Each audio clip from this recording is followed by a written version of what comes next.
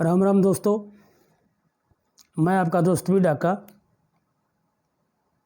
और आप सभी से अपील है कि चैनल को सब्सक्राइब करें, लाइक करें और शेयर करें। दोस्तों, चुनाव जो आगे चल रहा है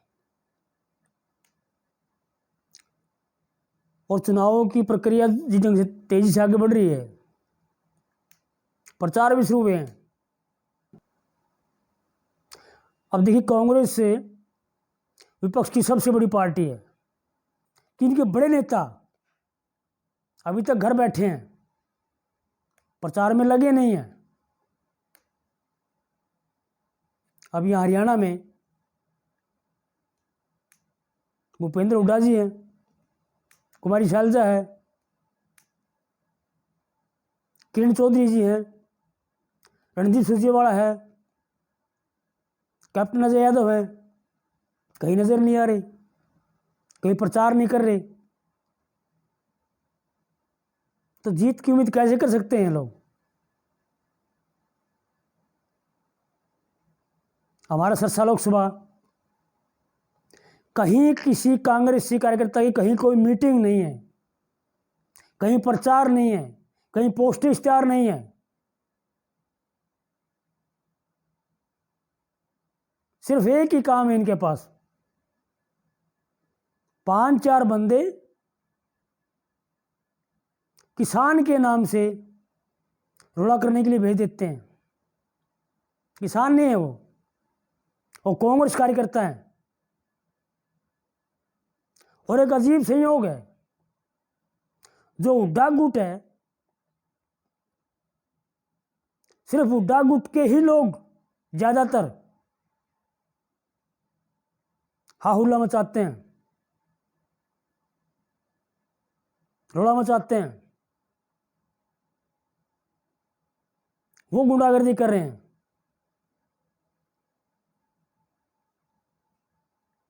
क्योंकि हुड्डा साहब भी 24 का चुनाव नहीं लड़ रहे हैं लोकसभा का, वो भी विधानसभा की तैयारी में लगे हुए हैं, इसलिए घर बैठे हैं।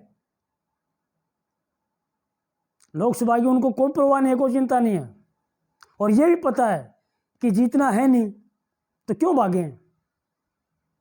हुड्डा साहब की एक ही चिंता है कि रोहतक की सीट कैसे करके हम जीत जाएं, बाकी ना जीतते कोई दिक्कत नहीं है, विधानसभा की तैयारी करेंगे।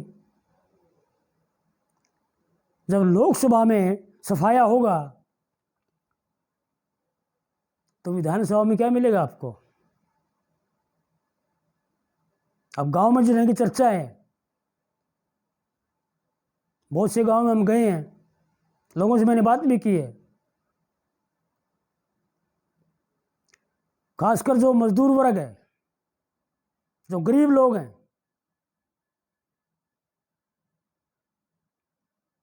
वो बीजेपी को वोट दे रहे हैं, और उनके पास कारण भी है वोट देने का। जब उनसे बात करते हैं, वो कहते हैं कि हमारे गांव के लोग बगैर पैसे, बगैर रिश्वत के नौकरी लगे हैं, हम क्यों नहीं वोट दें बीजेपी को? हमारे पीले कार्ड घर बैठे बने हैं, आयुष्मान कार्ड घर बैठे बने हैं, बहुत सी लोगों के ऑपरेशन फ्री हुए हैं आयुष्मान कार्ड की वजह से।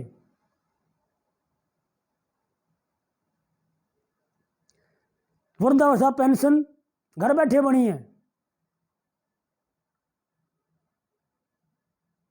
वो लोग ये तर्क भी देते हैं और कहते हैं हम इसलिए वोट देंगे बीजेपी को। कोई बड़ी डिमांड उनकी नहीं है, और सड़कों की बात वो करते हैं जो इनको विपक्षियों को दिखाई नहीं देती कि कुछ काम ही नहीं हुआ, लेकिन वो गांव के वो लोग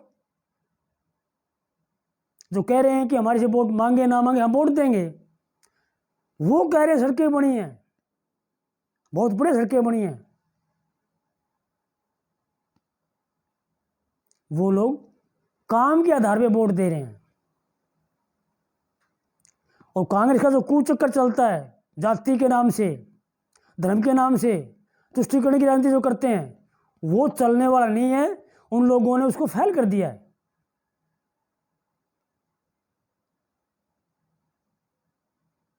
इसीलिए मैं कह रहा हूं कि जाति के नाम से जो वोट मांगे जाते थे वो चक्कर लगभग खत्म हो चुका है। वो गांव के लोग ही बता रहे हैं। वो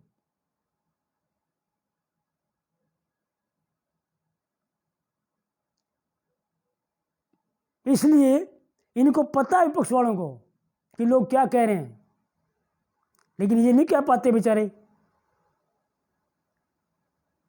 और नहीं कह पाते तो घर बैठे हैं, प्रचार नहीं कर पा रहे हैं।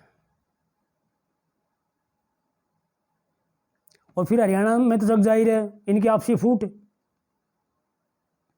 कई नेता इसलिए नहीं चाहते इलेक्शन लड़ना, उनको पता है जिस भी गुट का होगा उसके दिमाग में ये है कि प्रलय गुट वाला मेरे को हराएगा। 2 3 4 गुट है हरियाणा में, एक दूसरे को हराते हैं वो। एक तो वो बड़ी कारण है, और दूसरा जो काम हुए हैं पूरे देश में, हरियाणा में,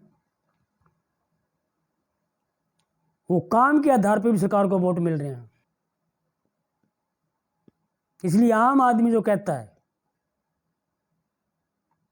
कि यहां कांग्रेस को कुछ मिलने वाला नहीं है, इनको वोट नहीं मिलेंगे, हार निश्चित है, इसी चक्कर में ये उम्मीदवार तय नहीं कर पा रहे हैं। और अभी जल्दी लगता भी नहीं है कि तय कर पाएंगे। और जिस दिन टिकट वितरण हुआ एक बार फिर कांग्रेस में भगदड़ मचेगी। इनेलो और जसपा इस इंतजार में है कि कांग्रेस टिकट बांटे और कांग्रेस के कुछ नाराज नेताओं को हम पकड़े, हम उनको टिकट दें, क्योंकि उनके पास उम्मीदवार नहीं है। देश का विकास हो रहा है, हरियाणा का विकास हो रहा है, दुनिया में देश का नाम हो रहा है, तो बटन कमल का ही दबेगा। उम्मीदवार चाहे जो हो, जनता के मन में कमल का फूल बैठ चुका है। जय हिंद, जय भारत।